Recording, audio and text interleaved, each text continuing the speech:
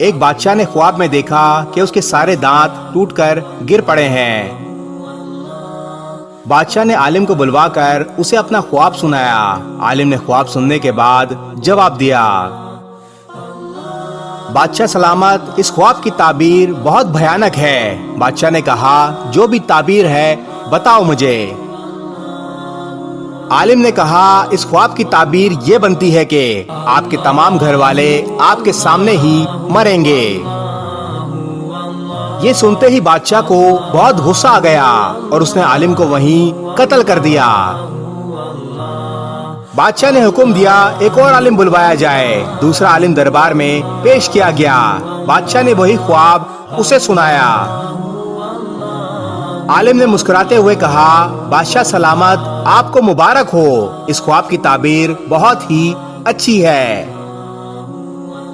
اس خواب کی تعبیر یہ بنتی ہے کہ آپ ماشاءاللہ اپنے گھر والوں میں سب سے زیادہ لمبی عمر پائیں گے۔ بادشاہ یہ سنتے ہی خوشی سے جھوم اٹھا اور عالم کو ڈھیروں انعام سے نواز کر رخصت کیا۔ اب غور کریں تو ان دونوں باتوں کا مطلب ایک ہی بنتا ہے۔ بادشاہ اپنے گھر والوں میں سب سے لمبی عمر پائے گا تو اس کے سارے گھر والے اس کے سامنے ہی وفات پائیں گے۔